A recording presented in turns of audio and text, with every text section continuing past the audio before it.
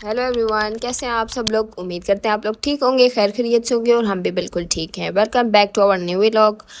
और आप देख सकते हैं क्योंकि आप अन्य नहीं हैं, तो आज हमने करना था मेरी दोस्त का बर्थडे सेलिब्रेट। तो हम आ गए बेकरी। यहाँ पे हमने केक का ऑर्डर ऑलरेडी दिया हुआ था, तो यहाँ से हमने पिक करना था, तो हम आ गए पिक करने के लिए। उसके अलावा हमारे पास टाइम नहीं था गिफ्ट पैक करने का, बिल्कुल भी ज़रा सा भी टाइम हमें नहीं मिला।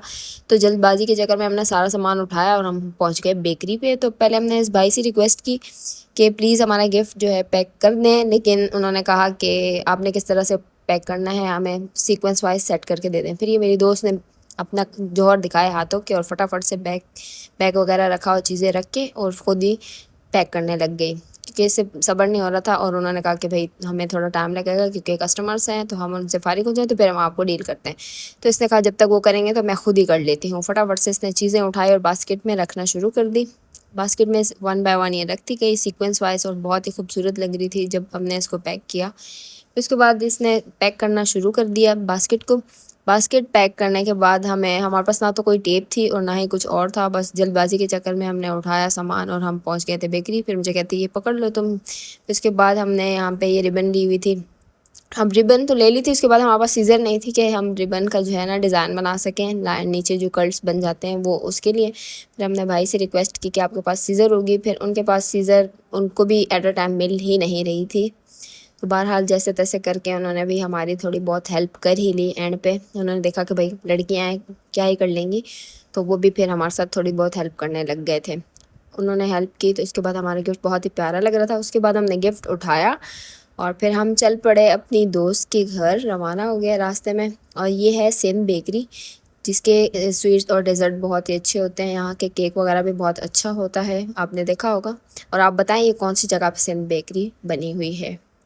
ठीक है, फिर उसके बाद हमने बास्केट उठाई। हमारे पास ना तो बड़ा कोई शॉपर था कि हम इस बास्केट को रख सकते और ना ही कोई बड़ा बैग था, बस हमने ऐसे ही बास्केट उठाई और हम अपने तरफ चल पड़े अपनी दोस्त के घर।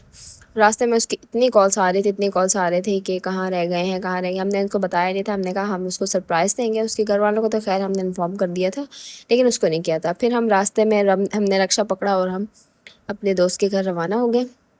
आप लोगों ने मुझे कमेंट सेक्शन में बताना है कि ये कौन सा एरिया है, आप लोगों ने शायद देखा हो। फिर हम वहाँ पहुँच गए। फिर पहुँचने के बाद बहुत ज़्यादा गर्मी हो रही थी और लाइट भी नहीं थी। उसके बाद हमने पानी शानी पिया, बैठ के थोड़ी बहुत बातें करने के बाद उन्होंने कहा कि भाई फटाफट से खाना खा लेते हैं और इस बर्थडे का केक वगैरह कट कर लेते हैं, क्योंकि लाइट ऑलरेडी नहीं है तो सारा कुछ जो है ना ख़राब हो जाएगा। तो फटाफट जो है हमने केक को अनबॉक्स किया और उसको हमारा सरप्राइज़ देना, हमारा आना काफ़ी अच्छा लगा था, बहुत खुशी हुई थी। तो यही होती हैं छोटी खुशियाँ जो इंसान की हमेशा याद रहती हैं। फिर उसके बाद मेरे दोस्त ने उठाया माचिस और कैंडल जलाना शुरू कर दिया।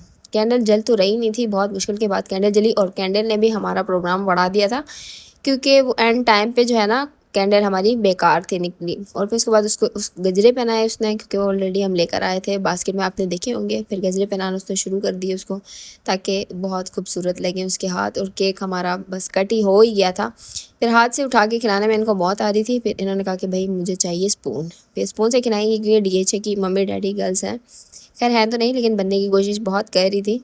तो फिर उन्होंने कहा भाई हम स्पून से ही खिलाएंगे सबको। फिर उसके बाद मुबशर पुत्र रोटी खोल दी थी हमने। रोटी खोलने के बाद भाई भूख से हमारी हालत ख़राब हो रही थी, क्योंकि हम सुबह से ही निकले हुए थे, भागम दौड़ में लगे हुए थे। उसके बाद हमने खाया खाना बहुत ही मज़े का बना हुआ था। इसने हमारे लिए कढ़ाई और चाइनीज़ बनाए थे, बहुत ही मज़े के थे, बहुत ही अच्छा टेस्ट था। फर्स्ट टाइम इसने हमारे लिए खाना बनाया था, हमारी दोस्त ने ही बनाया था जिसकी बर्थडे थी। उसके बाद उसने मेरे लिए बनाया स्पेशल सा डिज़र्ट, जो कि मुझे बहुत ही ज़्यादा पसंद था। कि मैं लास्ट टाइम मैं इससे नाराज़ भी हुई थी क्योंकि इसने किसी और के लिए बनाया था और मेरे लिए नहीं बनाया था, तो इसने इस दफ़ा मेरे लिए बनाया और उसके ऊपर प्यारा सा ड्राई फ्रूट से मेरा नाम भी लिखा था। फिर इसके बाद हम आ गए मेरी बेस्ट फ्रेंड के घर, क्योंकि उसने मेरा जीना हराम किया हुआ था। उसको पता चल गया था कि मैं अपने घर से निकल चुकी हूँ और मैं कहीं और गई हूँ। तो खैर फिर मैंने कहा चलो उसके घर पे भी चलते हैं। उनके घर पे जाने के बाद उन्होंने कहा कि भाई मेरे पास खाना खाना, लेकिन हम खाना नहीं खा सके। तो फिर उसने स्नैक्स वगैरह मेरे लिए मंगवा लिए। अब हम इतने ओवरलोड हो चुके थे कि बिल्कुल गुंजाइश नहीं थी हमारे पास कोई भी चीज़ खाने की, लेकिन क्या करें, फिर दोस्तों का दिल रखना पड़ता है, वरना फिर आपको पता है बेस्टीज़ जब नाराज़ हो जाएं तो फिर वो किसी की नहीं सुनती। और अगर आपको हमारा व्लॉग अच्छा लगा हो तो लाइक करें, कमेंट करें और सब्सक्राइब करें। Thank you.